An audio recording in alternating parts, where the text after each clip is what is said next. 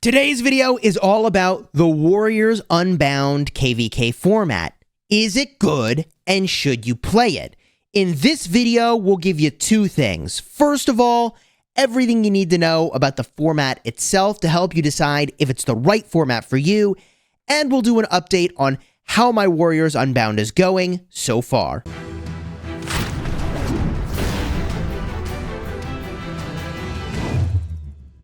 Hello my friends, welcome back. I'm Chisgule Gaming, and today's video is sponsored by the makers of Rise of Kingdoms. And I want to do several things in this video. I basically want to make the guide that I wish I had seen before entering into Warriors Unbound myself, because I had a lot of assumptions about how this KvK format would play. Some of those were true, and some of those were very wrong. Now, there are several things that might attract you to the Warriors Unbound format. Part of that is the map, and the fact that you can only build forts on holy sites and passes. Now, if you're someone like me, who feels like there's way too much fort defense in the game at this moment in time, then that is really exciting and encouraging, the fact that there's really not nearly as much footprint for you to place a fort, and you can't make fort after fort after fort after fort after fort after fort of sort of defending your territory, sort of, and I'll talk about that in a bit. The other thing that will attract you to this KvK format is something called an artifact. Now, at the start of the KvK, you get to redeem for one artifact. And the way this works is it converts all text on a commander that says one specific troop type, and it makes it your desired troop type. So you put this onto the secondary commander. For example, I have this equipped to Esong right now, and I've turned him into an infantry commander. So everywhere Esong says archers in his current skill description, it will now say infantry instead, because I have this artifact equipped to him in the accessory slot with him as the secondary hero. I'm using Sargon with Esong in the open field, and it's very fun. But what this means, more importantly, is that for rallying and garrisoning, man, there are a lot of combos that open up as possibilities, and that is exciting. However, what this means is that in order to rally and garrison optimally in this KvK, you need to be the kind of player that not only has the best equipment and the best city theme, okay, and the best armaments, but also you need to pretty much have like all of the commanders that might be super relevant for rallying across the different troop types. For example, we found that pretty much universally, Henry seems to be just really nutty for rallying. And we've found, as an example, that there are many good garrison combos, but you could combine a really great archer garrison and infantry garrison using an appropriate artifact to make it mono troop type and do some really disgusting stuff. This means the rally leads and garrison captains who will really enjoy the format the most are the ones who have really at their disposal lots of different commanders, even though they may focus and should focus on one troop type in particular. Now, with that said, when we get a look at the map, and we talk about the realities of the map for a moment, what you'll find is that there's some interesting stuff that happens with these passes, okay? So you've got multiple starting zones in each of the corners and the bottom center and top center of the map, okay? Those are your starting zones. There's 6 of them. And what's interesting and unusual here is that passes determine who can and cannot go through them. So you can see only certain camps can actually interact with this pass. So what does that mean? Well, it could mean that your camp needs to defend a pass, but you can't attack through it. In other words, you can't even own the pass, but you need to defend your territory. You need to protect it. So, for example, in this KvK, we're battling against 846, who is holding this space over here. They are in the fire camp. And also 2332. They're over here holding this space by the pass. Well, look at this. Our kingdom in wind can attack the pass. Earth camp can attack this pass. But over here, okay, these guys are in fire camp. They can't actually attack the pass, which means they're stuck sort of defending against our attacks, but can't rally this pass to help take it, can't do anything to interact with it. So there's pros and cons to this, right? It means that a certain kingdom can't sweep through the entire map, but it also means that you could end up sort of stuck defending a zone that you can't attack through to buy yourself extra protection. So there's pros and cons to people being able to be limited in where they can go. The other thing that's a little bit weird about this, and the way that the passes unfold in this KvK, is that for some of these zones, you really get to set up at the passes before the big fighting happens. So what's the significance of that? Although the KvK design forces forts to only be built in certain places, the reality is that you can kind of get 2 layers of forts at each pass. Right now, there's only 1 over here, but here's an example of sort of 2 layers of forts at this pass where you burn through one, then you have to burn through the other. And the significance of that is that the reality of this KvK is that although you can only build these forts at certain places, you basically end up fighting at the forts almost the entire time you're in the KvK. You're either fighting at a pass or fighting at a fort. And the reason is that when your front fort dies and your back fort is starting to get low, you wait until your enemy goes into a relative downtime, and then you rebuild your front fort. And that's kind of what's been going on at these passes. And we've basically been fighting at 1, 2, 3 passes. The 846 camp is fighting at more passes, I think 6 passes in total. And they're constantly, and we're constantly, in the sort of back and forth of, okay, if a front fort gets destroyed, then you build a back fort or, count on your back fort to survive for a bit. Interestingly, I don't know why that one is, that one can be attacked. That's very awkward. That is an awkward back fort placement. Anyways, you set up your back fort so it cannot be attacked, like is happening here, at the same time as your front fort. And then, once the back fort is at some point low, you wait till your enemy's in downtime, you rebuild the front fort. So all that to say that there are very few opportunities for true open field, fight at flag situations.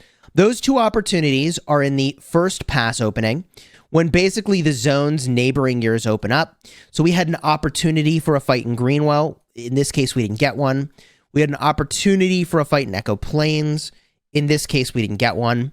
And then when the big zones open up, there is a pass from each of the starting zones into a big zone. I mean, these zones are huge, the zone 6s.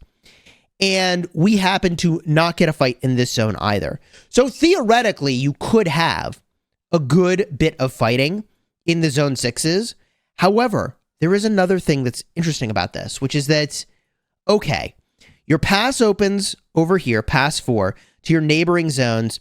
You get some fighting, okay? Pass 5 opens, and literally 24 hours later, just about, pass 6 is open.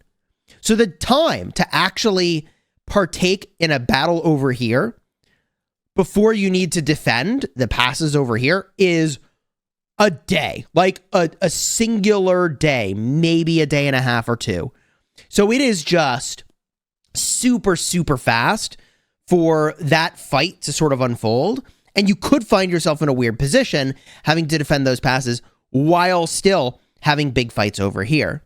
So the reality of the sort of pass warfare that goes on is that there's a lot of farm filling that currently takes place. Now, on my main account, I barely have any deads. I have almost 2 million, not quite, which basically positions me to swarm everything going into Kingsland. And it does look like we're going to have a Kingsland fight, which is exciting. That's going to be tomorrow at 3 UTC. I will be live streaming. So if you haven't already subscribed to the channel, consider doing so. You're not going to want to miss the Kingsland craziness. The other thing, however, as I was saying, is that, okay, so if troops are primarily not dying on mains, where should they be dying? And that's on farms. You see, the thing is that passes are super easy to fill with a farm. So you're kind of obligated, if you have farms, and you should, to fill from your farm. This KvK, more than any other I have ever played in my entire time in Rise of Kingdoms, leans on and provides easy ability to fill with farm troops. So that means main players have a captain in the garrison or captain of a rally, and then everything else is pretty much a farm, and then you go field fight. So my farm started this KvK somehow around 84 million power, and I've killed almost 4 million troops on my farm. It's actually hard to kill a ton of troops on a farm when you can only fill a pass, like, you know, if you're doing it right, like 200,000 troops at a time. You don't want to have fat marches by the pass. In fact, I found that there were times where I needed to use a 50% expansion, and that was times where we were like in downtime and struggling to fill, or stretch thin across a bunch of different locations. But what I'm trying to say is, you know, the team that has a lot of farms and leans on them properly has a absolutely astronomical advantage, at least at this moment in time, to battle in this KvK if you get stuck in this pass warfare, which we did. So like I said, like, you know, 4 million dead on my farm. And by the way, like, I've got another at least 3 to 4 million troops. I guess I see the number up at the top. So I've got another 4 million troops I could kill, right? So it's not easy to kill that many troops. Genuinely not easy. So if we jump back to the main account, what's the takeaways from all of this? If you like pass-based fighting and fighting at forts, I think that this is a KvK that you will enjoy. The upside of having all of this pass-based fort warfare is that we've had fighting, no kidding, for like, I want to say 3 weeks straight at this point. And it's not like crazy all-out fighting, and there are times where there's not fighting at all, but there is actually fighting over a long period of time potentially in this KvK if you get into prolonged pass battles, which is what really should happen. My game's still loading in here. It's taking a second. But as I zoom my way over to the passes, I mean, we've been at these passes for just weeks, it feels. Going in, filling, I mean, you see the marker over here, it says fill with farms, right? And just, you fill the passes, you fill the forts with farms, and then, you know, try not to send too many main troops to die, so that, you know, once you get to a Kingsland, then boom, you basically have the ability to fill like crazy and swarm everything, because in a space where you're territory limited, yeah, I mean, you really don't have room to be porting farms into Kingsland. So we've got a Kingsland fight coming up, like I said, in just a couple days, and it should be pretty fun. The rally combos, as I was mentioning, are really crazy. I mean, like Attila, Justinian, I guess that's not that crazy, but like Attila, Henry, and Nevsky with Justinian, and Attila with Tariq ibn Ziyad is a thing that people were doing, and Henry with Tariq ibn Ziyad. I mean, there's just all kinds of crazy combos that are being used. For garrisons, you'll see like really weird stuff with like Flavius and Jan Ziskan. Like, they both just do huge amounts of skill damage. So it should be a fun Kingsland brawl, is what I'm trying to say. That happens in about a day. Our group of allies has 4 passes going into this Kingsland, so we've got a distinct advantage for that fight. 846 and their allies have these 2 passes over here. 254, for those wondering about the update, have been in this corner. They did battle out into here and take a bunch of territory, and like you can see, they actually have some flags now that they're fighting over. So that war camp has been active, but I would say that, like, overall, I think anticipation going into this KvK based on the allies was that they'd have a bit more punch than they actually ended up having, which just, you know, has put a lot of pressure on 846. And I feel like 846 has done a really amazing job. I mean, truly, they have done a really amazing job in this KvK. No doubt about it. So anyways, Kingsland, soon. Play this KvK format if you like pass and fort fighting. That's where we've spent the overwhelming majority of our time.